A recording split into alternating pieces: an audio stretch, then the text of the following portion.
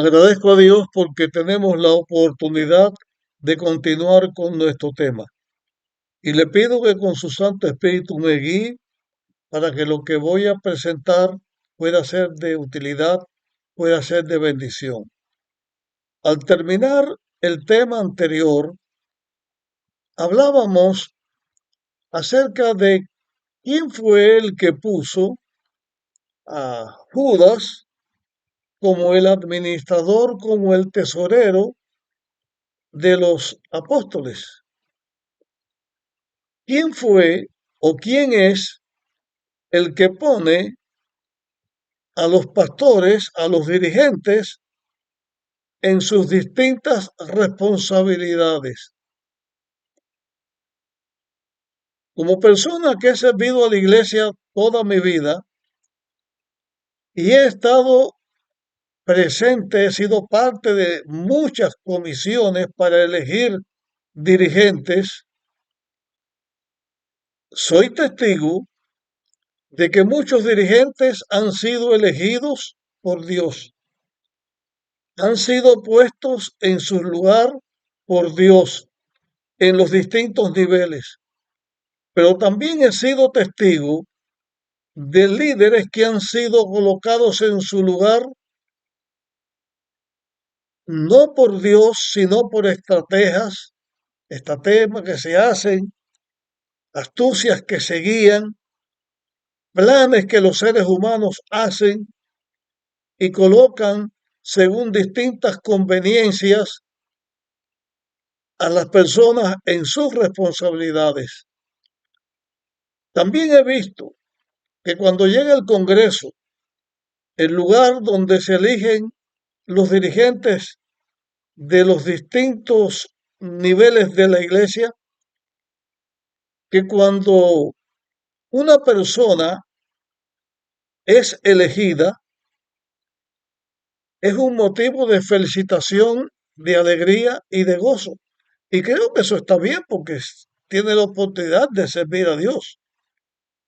Pero también he visto que hay personas que se aferran a su puesto y que cuando los remueven de su lugar, entonces se ofenden, se sienten mal, abandonan el lugar donde están y se van a otro país porque no recibieron lo que ellos aspiraban.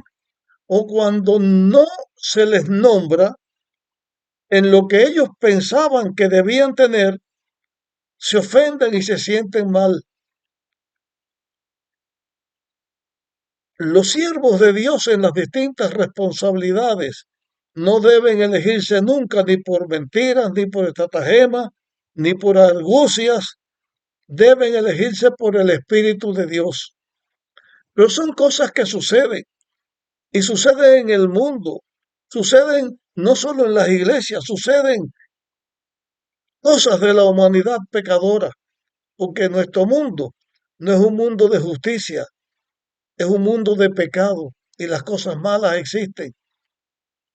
Y cuando yo me refiero a estas personas que he visto elegidas, no me estoy refiriendo a la persona, sino a la forma incorrecta que se haya hecho o a la forma correcta en que se haya hecho. Yo soy pastor. Desde mi juventud soy pastor. Hasta este momento en que estoy hablando soy pastor. Soy jubilado, pero soy pastor. La mayor parte de las personas que a mí me conocen me dicen pastor, no me dicen Gerson, que es mi nombre, me dicen pastor. Y yo estoy contento que me digan pastor y también estoy contento porque me digan mi nombre, porque es mi nombre, pero pastor, también me alegra porque soy un siervo de Dios para servir a las ovejas de Dios. No me estoy vendiendo como el mejor pastor, ni no estoy hablando nada de eso.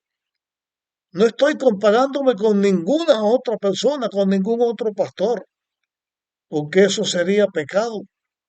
Y no estamos para eso. Además, que voy a estar buscando yo con 81 años en la situación en que estoy? No estoy hablando de cosas terrenales, ni buscando puestos ambiciosos. No, estoy hablando de la iglesia y de lo que uno necesita en la iglesia.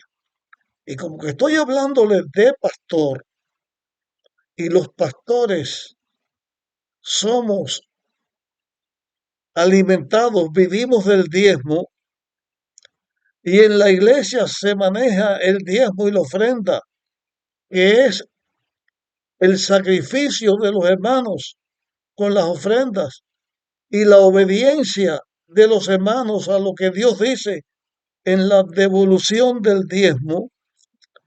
Yo sé lo que es vivir de un dinero sagrado y del cuidado que los pastores debemos tener cuando vivimos de la predicación del Evangelio, cuando vivimos del diezmo, porque a Dios tenemos que dar cuenta de lo que nosotros hacemos, porque existe en el mundo pastores que son pastores y pastores que son asalariados.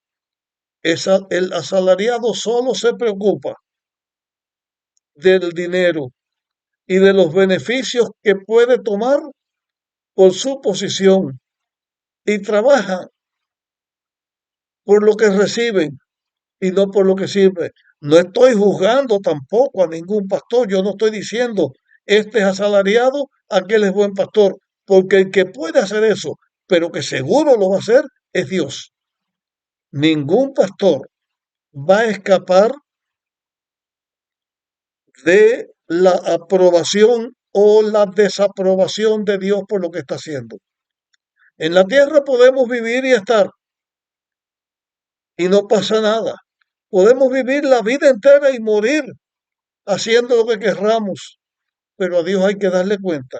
Y los pastores tenemos que dar cuenta a Dios más que a nadie, que ninguna otra persona, porque Dios nos ha puesto como pastores de sus ovejas. En la Biblia hay un capítulo que está dedicado a los pastores. Yo voy a leer la primera parte, o sea, una parte que tiene que ver al inicio, porque Dios mismo la puso ahí. No voy a leer el capítulo completo, pero sí voy a leer esta parte. Y quisiera que notáramos lo que la Biblia dice. Al leer, tengo que fijar mi vista en la Biblia, me cuesta más trabajo, pero escuchemos lo que la Biblia dice. Estoy en el libro de Ezequiel, el capítulo 34. Aquí dice, en mi versión bíblica, dice, recibí estas palabras del Eterno, hijo de Adán, profetiza contra los pastores de Israel, profetiza y di a los pastores, así dice el Señor, el Eterno, ay de los pastores de Israel, que se apacientan a sí mismos. ¿No deben los pastores apacentar el rebaño? ¿Coméis la leche y os vestís de la lana? La gruesa degolláis, pero no apacentáis las ovejas. No fortalecisteis a las débiles, ni curasteis la enferma, no ligasteis la perniquebrada, ni volvisteis la descarriada, ni buscasteis la perdida, sino que las dominasteis con dureza y violencia, y andan errantes por falta de pastor, son presa de toda bestia del campo, y andan esparcidas. Anduvieron perdidas mis ovejas por los montes y en todo collado alto. Por todo el país fueron esparcidas mis ovejas, y no hubo quien las buscara, ni quien preguntara por ellas. Por tanto, pastores, oíd palabra del Eterno. Vivo yo, dice el Señor, el Eterno, por cuanto mi rebaño fue robado, mis ovejas fueron comidas por las bestias del campo, sin pastor, y mis pastores no buscaron a mis ovejas, sino que se apacentaron a sí mismos y no apacentaron a mis ovejas. Por tanto, pastores, oíd palabra del Eterno. Así dice el Señor, el Eterno. Yo juzgaré a los pastores, demandaré mis ovejas de su mano y los quitaré de apacentar las ovejas, ni los pastores se apacentarán más a sí mismos, pues yo libraré mis ovejas de sus bocas y no les serán más por comida. Estas palabras fue Dios el que las dijo. Están en la Biblia porque Dios mandó que se pusiera. Estoy hablando de la codicia, pero para mí, ¿qué codicia más grande puede haber que el pastor responsable del rebaño, responsable de las ovejas, se apaciente a sí mismo y descuide a las ovejas? Porque nosotros los pastores vivimos de las ovejas, del diezmo, de las ofrendas, de la iglesia, que es dinero sagrado. ¿Cómo podemos llevar una vida a beneficio nuestro en vez de dedicar nuestra vida al servicio de Dios, de su iglesia y de las ovejas? Yo no estoy condenando aquí a los pastores, yo soy pastor también, pero estoy repitiendo esto, nuestros pastores, nosotros los pastores, vamos, vamos a ser juzgados por Dios. Y ese juicio va a ser para darnos la corona de la vida o para darnos la destrucción eterna. En este caso, si nosotros los pastores somos codiciosos, estamos nosotros mismos buscando nuestra propia perdición. Pero ¿por qué también yo hablo a nuestra iglesia, a los pastores, me hablo a mí mismo como pastor? ¿Por qué hablo de esto? Porque la inmensa mayoría de los líderes de la iglesia en los distintos niveles de asociación, de unión, de división, de asociación general, en los distintos niveles, somos pastores los que son o somos en el momento que fuere elegidos para una responsabilidad así. Codiciamos nosotros nuestro puesto y nuestra influencia para beneficio propio o para servir a Dios. ¿Qué hacemos? Ahora yo estoy pensando en Jesús. Cuando Jesús vino a esta tierra,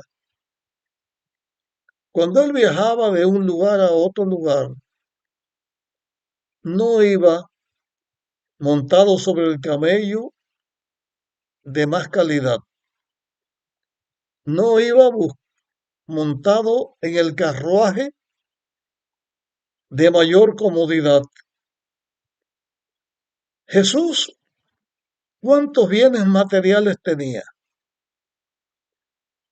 Cuando en una ocasión vino alguien y le dijo, Señor, yo te seguiré, se estima que ese fue Judas, yo te seguiré, Jesús le dijo, las zorras tienen cueva, las aves tienen nido, pero el Hijo del Hombre, o sea, Jesús, no tiene donde recostar su cabeza. Ese es el ejemplo de Jesús. Vino él como pastor de los pastores a servir a sus ovejas.